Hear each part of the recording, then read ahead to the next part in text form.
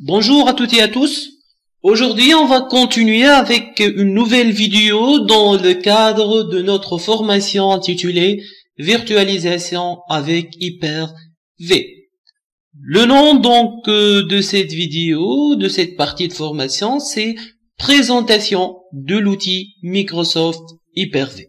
Donc, on va parler de Hyper-V, on va le présenter, cet outil de virtualisation proposé par Microsoft.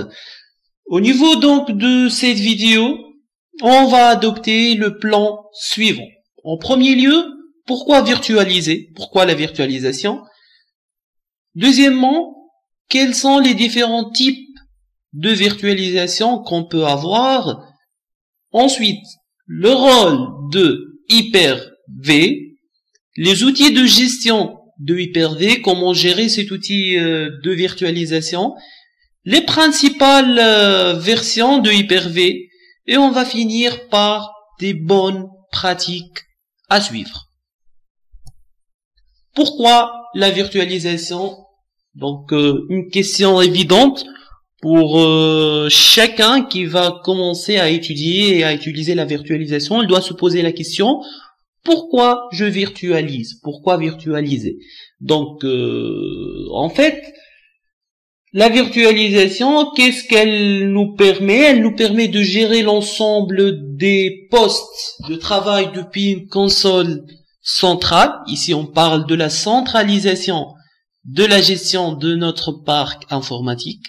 À l'aide de la virtualisation, on peut assurer un support des utilisateurs depuis la console centrale, ce qui nous permet de limiter le travail des techniciens et aussi limiter leur déplacement.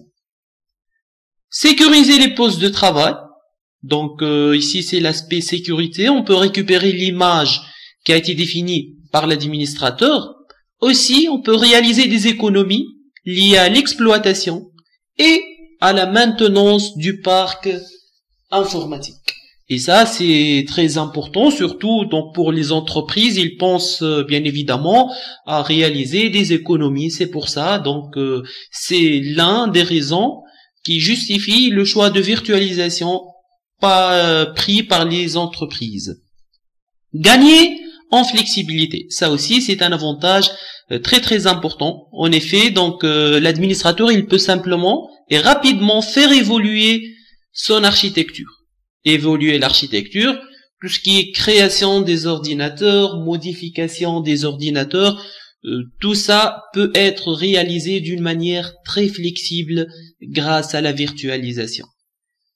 Autre avantage, la facilitation de la restauration, copie du disque d'origine. Donc en cas de dysfonctionnement, en cas donc de panne, en cas de sinistre inattendu, on peut récupérer les données, on peut donc restaurer nos données sans aucun problème, et ça c'est vraiment très important. Il faut prévoir donc les dysfonctionnements et mettre en œuvre des mécanismes qui vont assurer la restauration. En cas de sinistre important, donc touchant le système informatique, bien évidemment, vous pouvez relancer l'activité de votre parc très rapidement. Donc en cas de sinistre, la reprise après sinistre, elle est rapide. Il y a des solutions au niveau de la virtualisation qui nous permettent cette reprise rapide après un sinistre. Les types de virtualisation. Donc en fait, il y a plusieurs types de virtualisation. On peut parler de la virtualisation des serveurs. Donc, la virtualisation des serveurs, en fait, elle permet d'exécuter plusieurs systèmes d'exploitation sur un même serveur physique, sous la forme, bien évidemment, de ce qu'on appelle des machines virtuelles. Également, grâce à la virtualisation du serveur, on peut regrouper un cluster de serveurs en une seule et même ressource consolidée afin d'optimiser l'efficacité globale et bien évidemment afin de réduire les coûts. Et on va voir donc cette notion de cluster au niveau de cette formation. On parle aussi de la virtualisation de postes de travail. Elle consiste en quoi? donc cette virtualisation de poste de travail, elle offre la possibilité de réagir plus rapidement à l'évolution des besoins et des opportunités tout en réduisant les coûts. Donc on peut virtualiser les postes de travail, les ordinateurs donc des utilisateurs, ce qui nous offre donc la possibilité de réagir d'une manière rapide à l'évolution des besoins en machines, des besoins en ressources matérielles avec des coûts en moins, comme on a dit, comme on a cité cet avantage au niveau de la diapositive précédente. Virtualisation aussi des réseaux. Lorsqu'on dit virtualisation des réseaux, on parle tout ce qui est routeur, tout ce qui est firewall, pare-feu, tout ce qui est switch.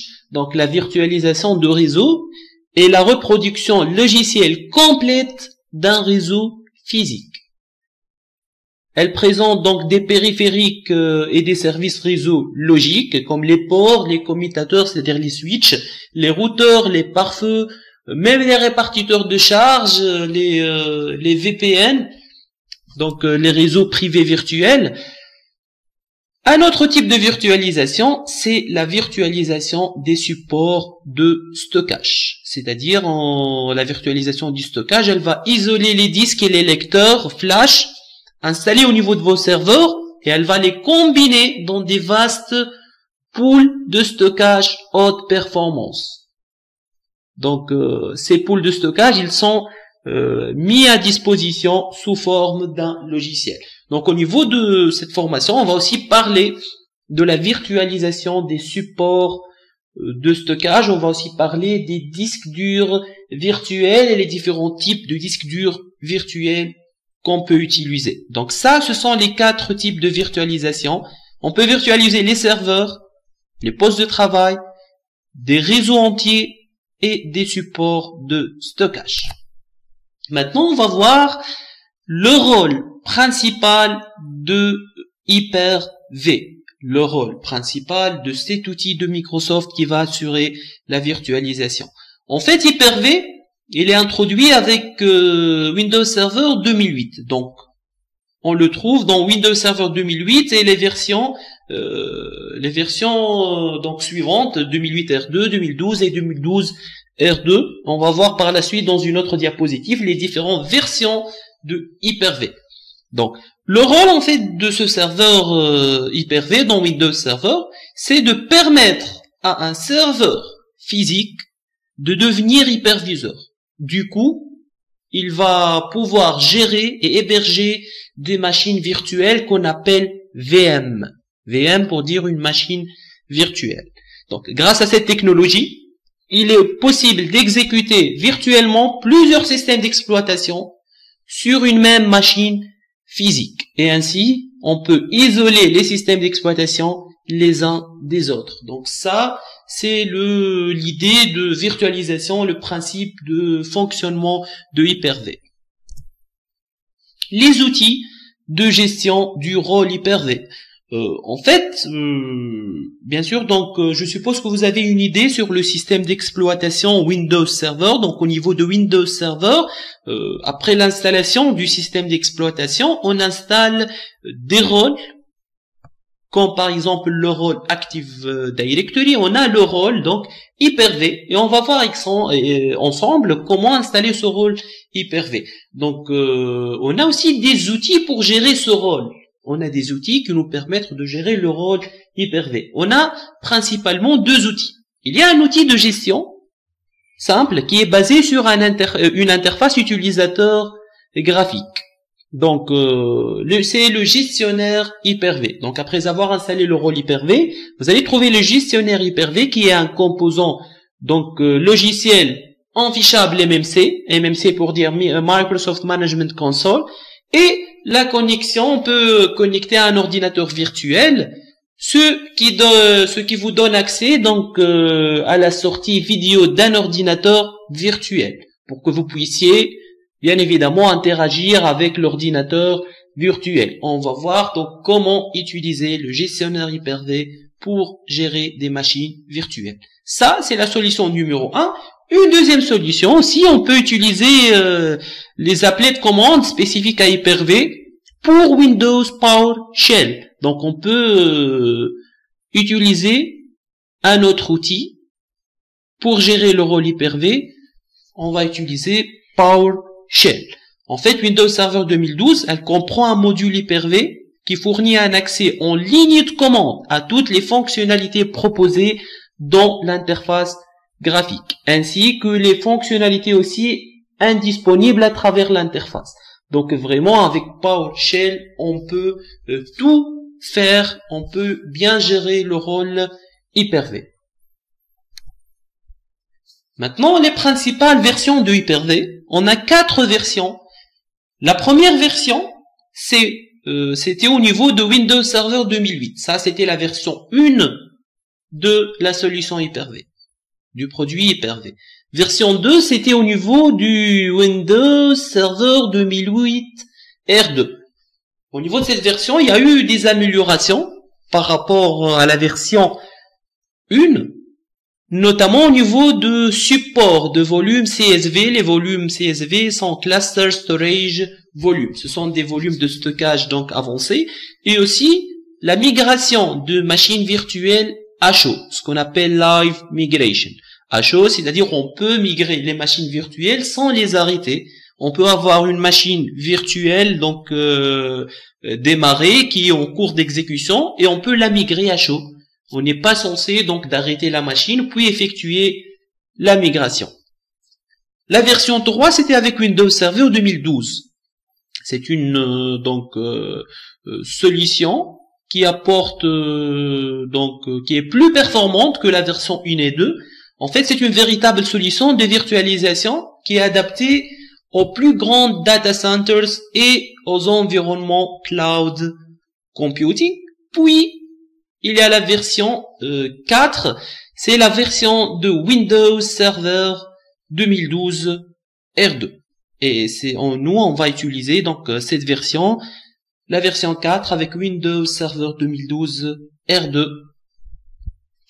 Des bonnes pratiques, on va finir par des bonnes pratiques qu'on vous recommande d'utiliser et de faire.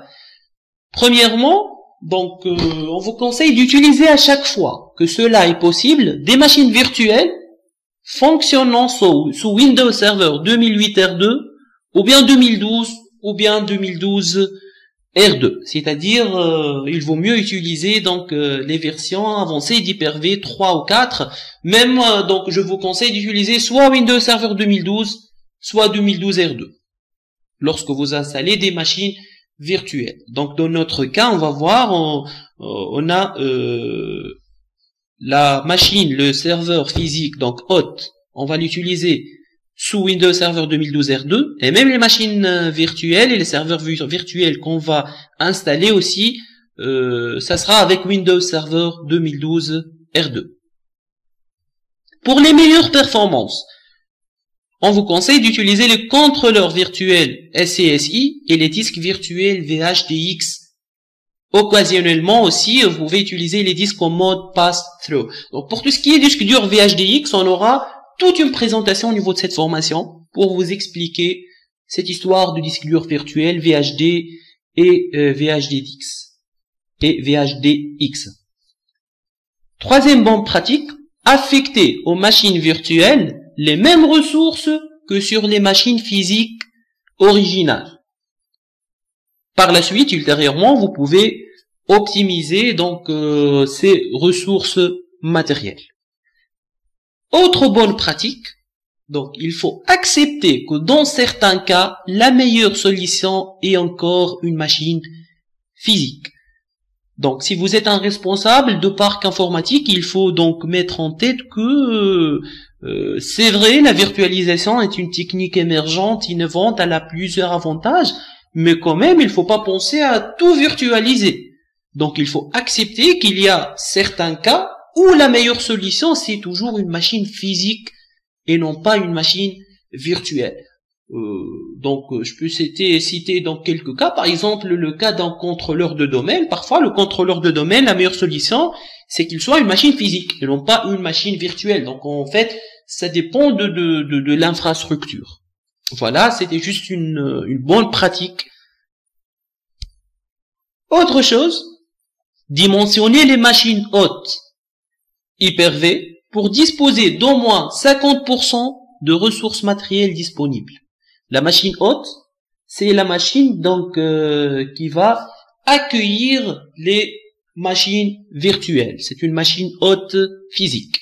Donc ainsi, on peut allouer les ressources virtuelles matérielles aux machines virtuelles en cas de nécessité. Donc plus la machine haute est performante, plus donc les machines virtuelles qu'on va installer ils vont être performants et plus vous n'allez pas trouver des soucis en gérant les différentes machines virtuelles. C'est pour ça que je vous conseille de préparer une machine haute physique performante côté ressources matérielles, côté capacité disque dur et surtout côté donc mémoire vive, pour ne pas avoir des interruptions.